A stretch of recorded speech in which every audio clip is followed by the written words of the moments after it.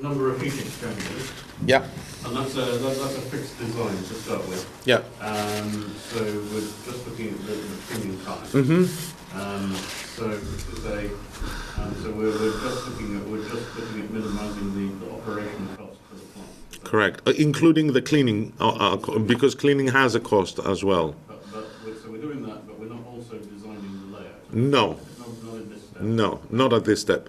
There is work, though, and this is a very correct observation, that there is work that they try to do the same.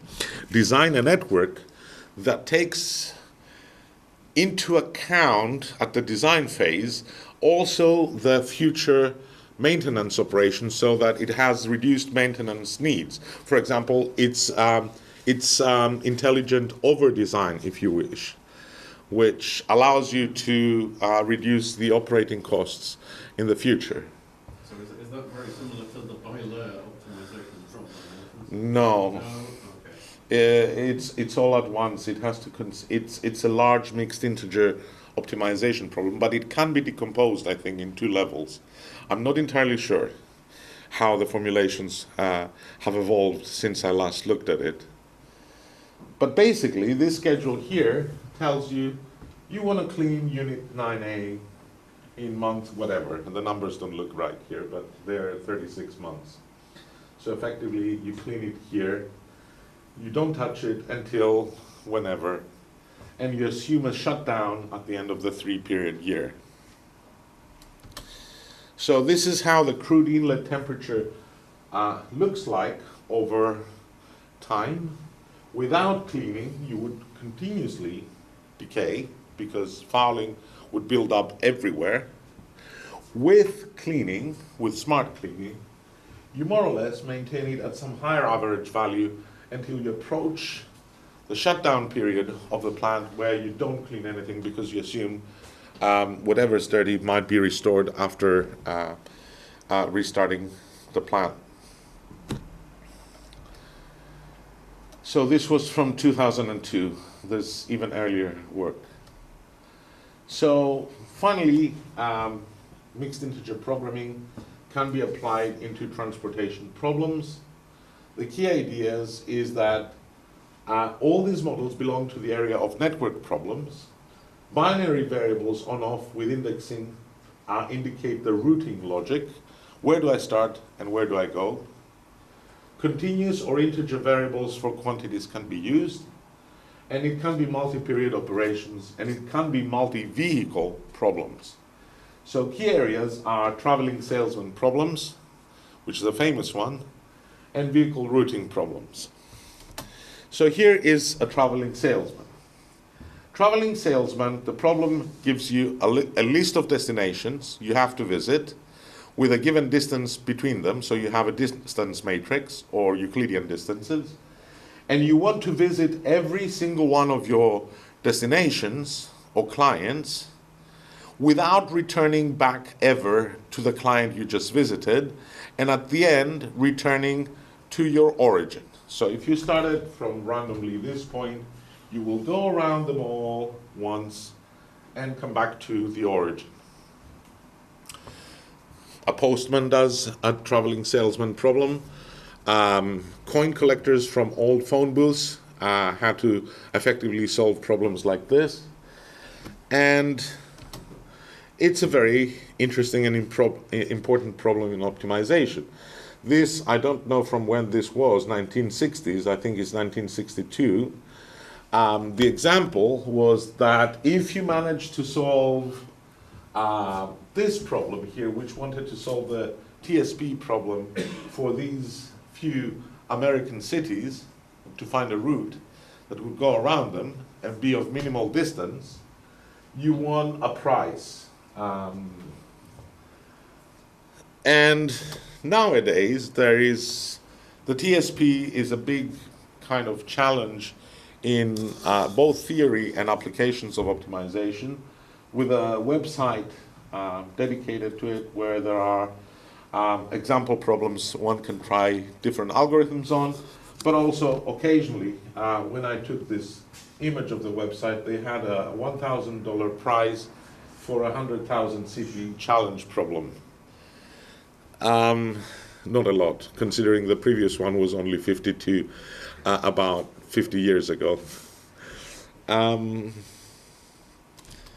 So the next level up from the TSP is when you have a fleet of vehicles. Let's say you have newspaper delivery vehicles, and you want to deliver, each van will deliver to some of your clients and return back to the depot.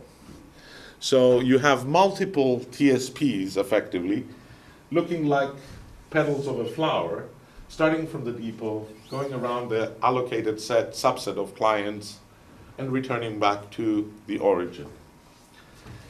You may have capacity constraints for each vehicle.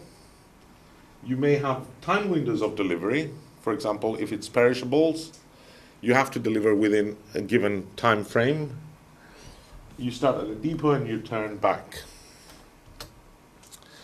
And finally, one area that I want to cover and conclude in the next 5 or 10 minutes and we'll finish is deterministic global optimization. So remember, these are the key fundamental algorithms that drive modern research nowadays. So this is one of them. The key idea is that, first of all, we know intervals, bounds, for the values of all variables. We construct somehow convex underestimators for non-convex functions, because we're trying to find the global optimum. We estimate lower bounds, and we construct a tree based upon lower and upper bounds. And again, in the same way we did it for integer programming, we're going to try to do it now for continuous variables. So best shown by an example. The type of example you're looking at is, first of all, if you have inequalities, you relax them into 2 inequalities. And then you can try to do the following. So let's say we have a domain of interest for the variable x, only one variable, between a and b. And our function looks like this. It's clearly not convex. It clearly has 2 local minima. And we're interested, obviously, in the global one. If we're going to minimize it, we want to find this one, not that one. Okay, so what do? Is we try to construct a convex function derived from the properties of our original function that underestimates it everywhere with guarantee. So node 0, therefore, I know that my lower bound, a valid lower bound, no matter if it's very loose, is the minimum of the red function. If I run a local minimizer on the original function, and let's say I land here, I know that the valid upper bound is this one. So if there is a minimum better than this, it must be between this and this. So what do? Well, you can underestimate not only the whole function, but parts of the function as well. So you do this. You say, let me split my domain in the middle. And I will apply my underestimator for this portion, and apply my underestimator for that portion. And therefore, I compare what I obtain. This red line gives me a lower bound in domain 1. This blue line gives me a lower bound in domain 2. And then from evaluating, let's say, straight up the function itself, I obtain an upper bound in region 2. And similarly here, if I went for the minimum of this function, I obtain an upper bound in region 1. And what do I observe? The lower bound, the upper bound in region 2 is lower than the lower bound in region 1. Notice, the upper bound in region 2 is lower than the lowest possible value in this area. what should I do? Throw away the first part. Exactly. We found the first interval. And so that's gone. So what you do is then go to the next interval, split it in two, apply your underestimators. If you find a violation of bounds, you throw it away. If not, you keep expanding like a tree of subintervals. And if you have more variables, unfortunately, you expand in the other direction as well. And that's why global optimization in multivariable systems, continuous systems, is very difficult and very expensive. Although there's a lot of progress in constructing good underestimators nowadays. But that's the general principle of how it works. So basically, if you have two variables, it's going to work like this. I split it into left and right when I'm dealing with variable x1, and I split it into upper and lower when I'm dealing with variable 2. So first split it into left and right, then you decide what you want to do, top and bottom, for the second interval. Then split that further into left and right, and it depends on which direction you want to keep going. So you could do this further, top and bottom, and you do this, and obviously if I expanded the other nodes as well from here, I would just expand every variable and I would get a huge tree. And that's where the cost is, how quickly I can throw away parts of the tree without enumerating them, which means how tight are my underestimators in the boxes that I examine. So what happens in general with integer programming, with global optimization in this way that I showed you, is you have a sequence of iterations during which you produce upper and lower bounds. And where they meet would be the global solution, but where they're epsilon size apart, then you say you have an epsilon optimality certificate, and you may terminate knowing that your global solution is somewhere in here, or most likely one of the bounds. And that's the best you can achieve with these methods. The smaller your epsilon is and the larger the problem you're dealing with, the more computational time you will require, and it might become almost combinatorial. Where global optimization is currently applied, I couldn't leave it like this. I want to motivate, where do you apply this global optimization? You apply it in pooling blending problems. You apply it in other problems as well. But one area which might be considered the holy grail of global optimization is the prediction of three-dimensional structures of proteins and other macromolecules, but in particular proteins. Proteins are linear polymers of amino acids, and the 3D structure of the protein determines their function. This is taken from Wikipedia, and so you start with the amino acid chain, and you have the final quaternary structure where you have complexes even of protein molecules. So structure is determined by minimization of potential energy of the molecule, which considers 4 elements: the bending energy of bonds, the bond stretching energy, the bond torsion energy, and the electrostatic energies of amino acids as they interact between themselves. And it has been proven that it has an exponential number of local minima to the number of amino acids. So if you have n amino acids, it's exponential to that number. So that's why, yes, we can formulate the problem. It's not the issue. The issue is how you're going to solve such a large, complex problem. And usually what people use is a combination of stochastic search techniques with some deterministic techniques like the ones I showed you before. So currently, only small proteins can be solved to guaranteed global optimality. Capabilities of deterministic global solvers, as I said, depend on problem size, particularly on number of non-convex terms involved.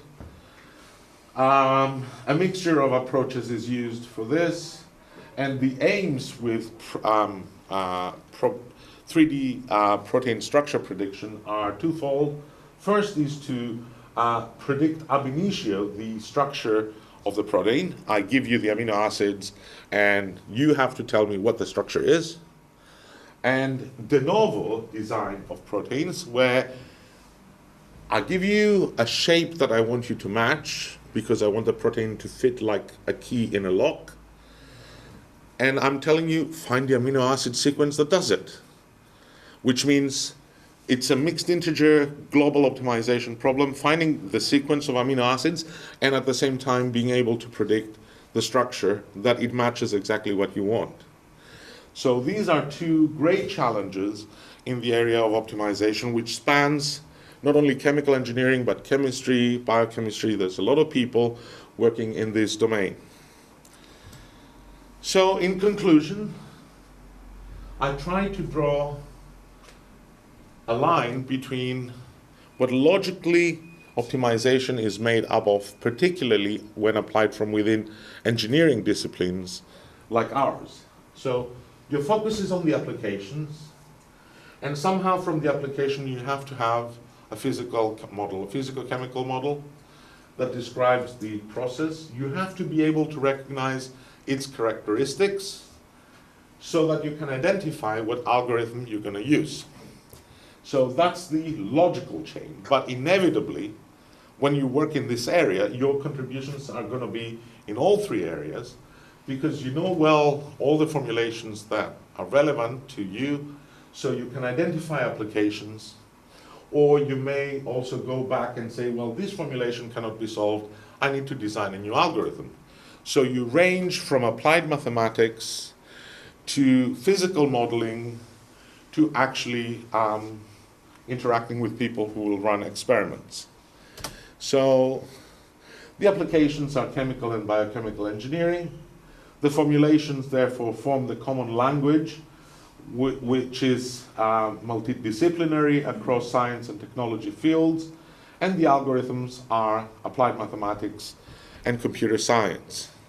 And one further classification here is that in your formulations, it depends whether you've recognized correctly your variable types, whether you've recognized that you're dealing with a standard model suddenly which is very easy to solve, that nobody else has been able to show for your application. And then the work here is to invent new algorithms, both for continuous as well as for integer problems and global optimization, which, as I said, is a very hot area, but also very, very challenging.